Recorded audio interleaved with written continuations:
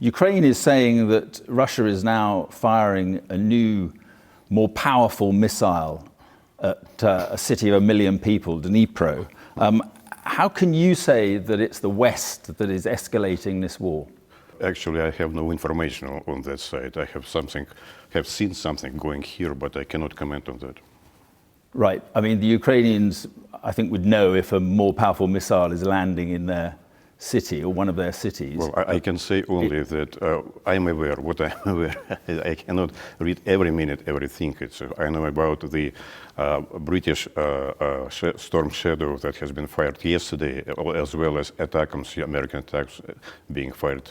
Why is that such a problem, given Russia has been firing cruise missiles into Ukrainian cities since the beginning of the war? There were assurances that there will be no strikes deep inside the Russian territory.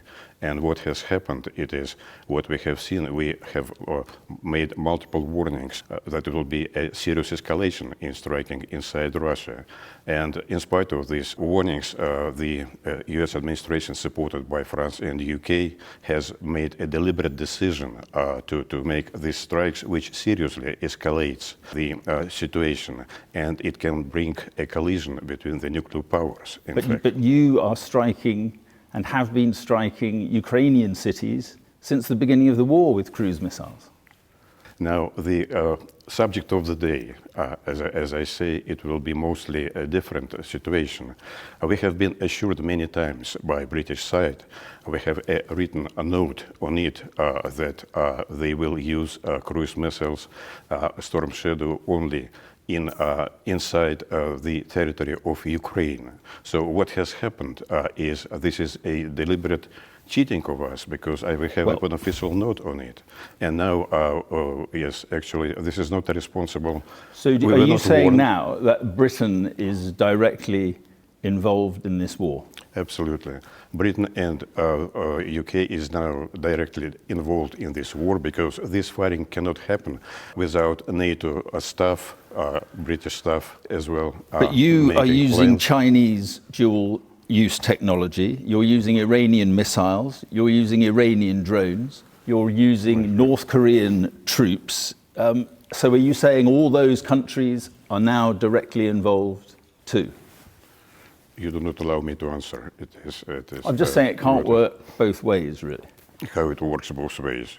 No, on that subject, I can say easily that we have plenty of mercenaries from different countries that are fighting right now on the side of Ukraine. We just have seen in Kursk area the Polish unit, which has a special uniform worn by Polish soldiers. So what's the matter?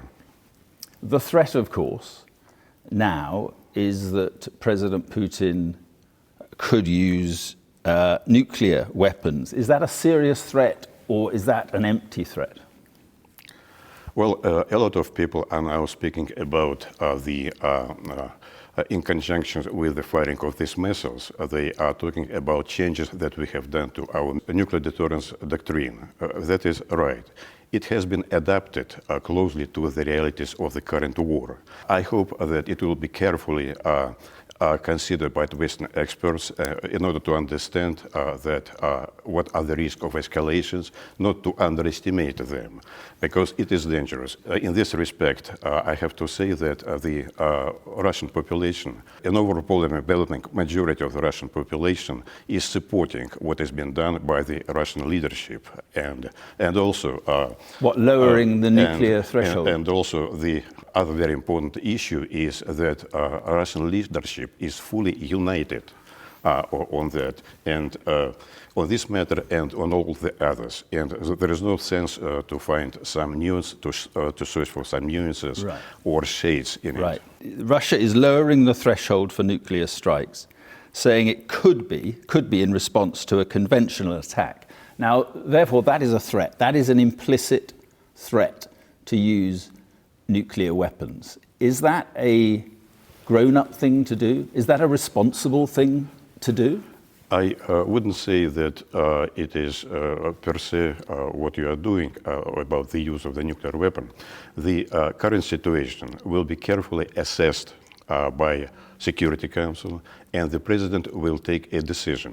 But I will say that, of course, it will be a response, tangible and adequate, after assessment of the threats to the security of the Russian Federation. You seem to be saying that there is a possibility that there could be some sort of nuclear strike.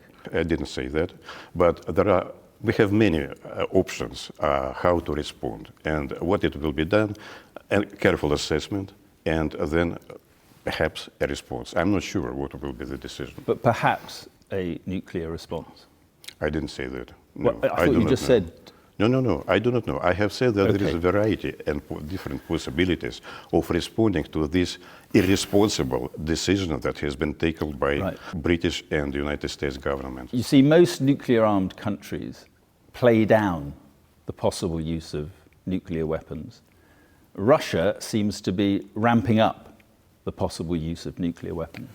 A lot of Western experts were saying that many red lines has been crossed, and this is another red line that has been crossed, and nothing is going to happen.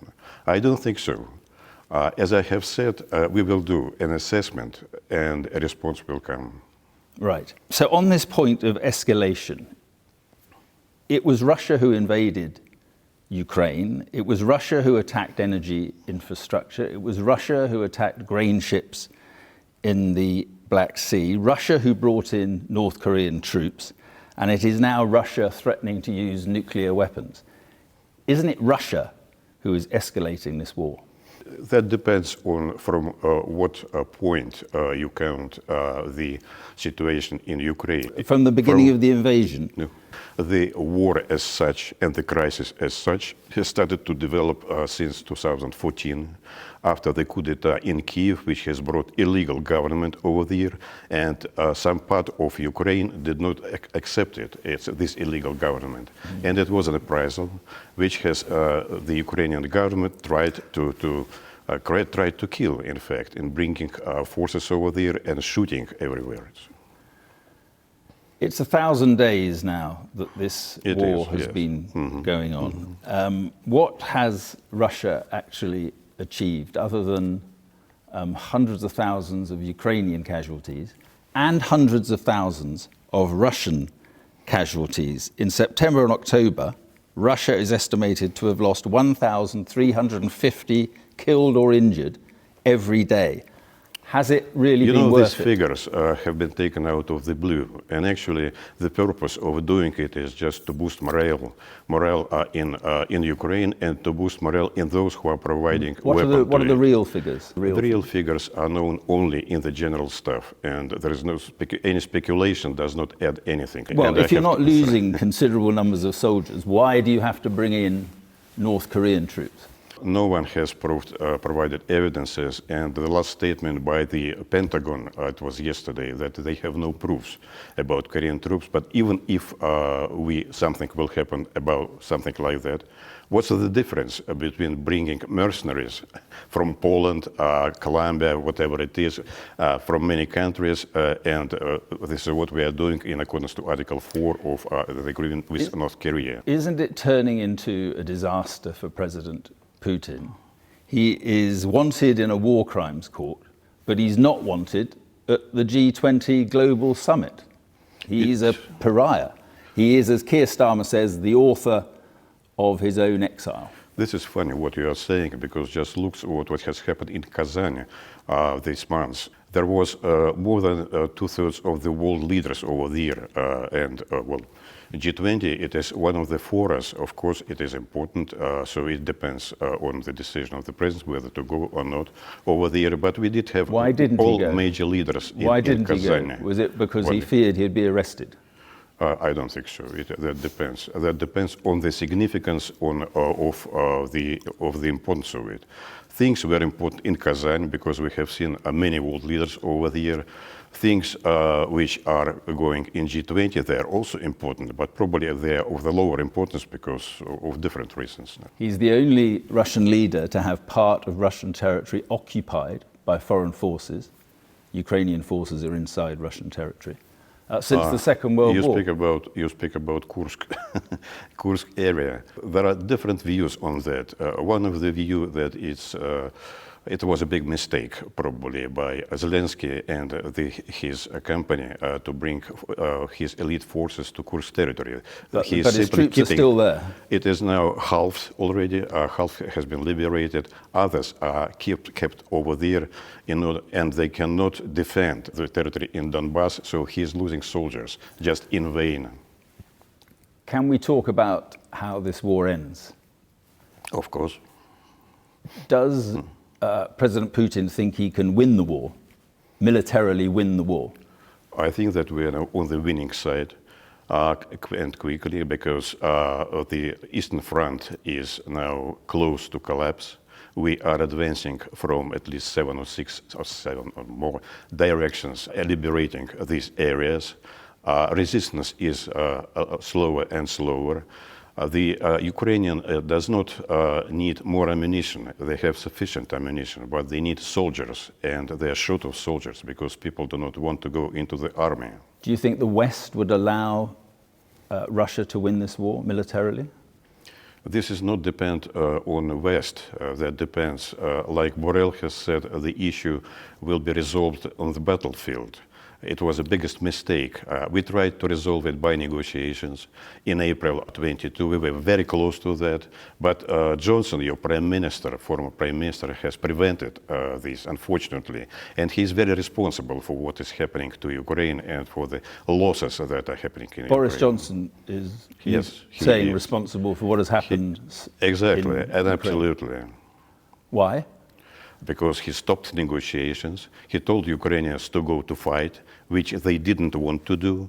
But in fact, he has his share of responsibility for people dying over there. Well, I mean, the Ukrainians would say that they wanted to fight, I imagine. Look, there's a chance of peace. Donald Trump is coming in to the White House. He has said he can bring about peace talks in a day. I don't think that's going to happen. But do you think there is a peace deal to be done? Is President Putin ready for peace?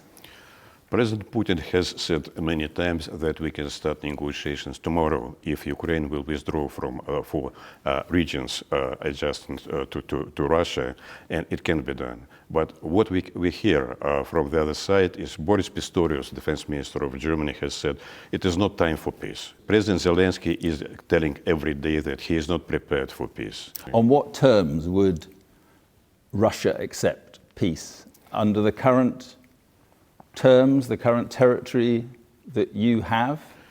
They have been carefully. You are occupying that territory? No, not only. Territorial realities should be, of course, recognized. But what we need is nuclear-free Ukraine, restoration of all rights of minorities over there, so no more racial discrimination, of course, cancellation of sanctions. What if Ukraine had security guarantees from the West? Would Russia accept that Ukraine would get security guarantees from the West? This is a matter of negotiations.